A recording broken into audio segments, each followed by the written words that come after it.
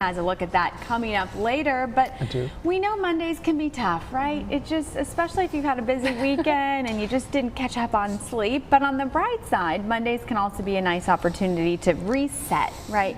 Physically and mentally ahead of a brand new week and feel refreshed. But if you're unsure how to feel a reset, here's an idea for you. How about yoga?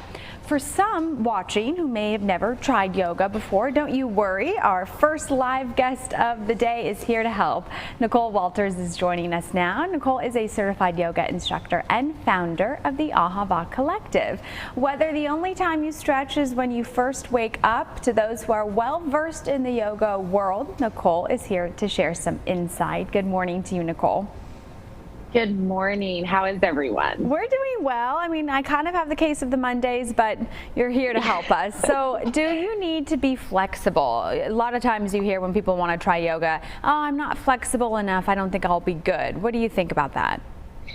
That is always what people say. It's one of the first things that people will ask. I'm not flexible. How do I do yoga? And that's the thing. You're actually a perfect candidate to try something new. It's a lot about being, willing to show up and create the flexibility. And over time, you gradually become more and more flexible. But usually people have to kind of be a little more flexible in their mind and be open to trying something new. And yoga is a great introduction into a physical practice. So if you're someone who doesn't have a lot of physical movement in their life, yoga is a great starting point for that. Nicole, what's the difference between yoga versus other kind of forms of stretching or other activities that aren't, as, what is the word that it's not? Yeah, not high intensive. It's, and it's right. Low impact. That's the word, low impact, I was thinking. So the great thing about yoga is it's so accessible and it's very adaptable to whatever you're looking for. So actually, if you did want it to be more high intensity, there are certain practices that are great for that.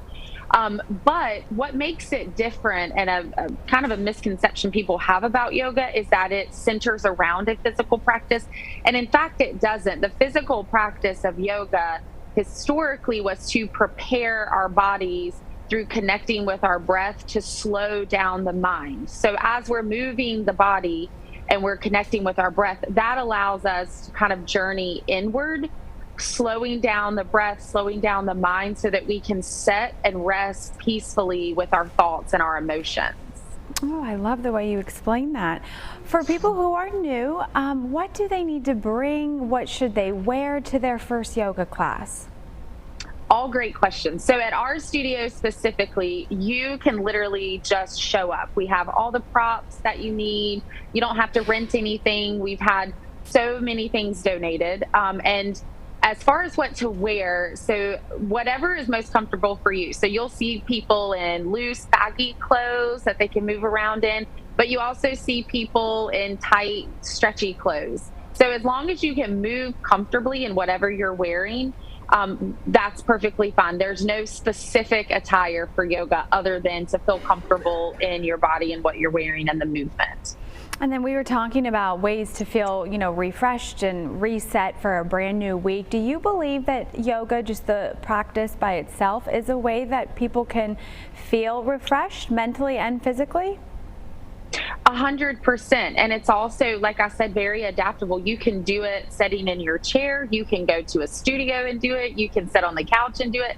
There's lots of different ways to move the body and connect with the breath. So as long as you're thinking, move body, connect with breath, move body, connect with breath, then you're slowing your mind down without even really thinking about it, because all you're doing is trying to sync your breath and movement together. So simple stretches and movements just sitting at your desk can be super beneficial.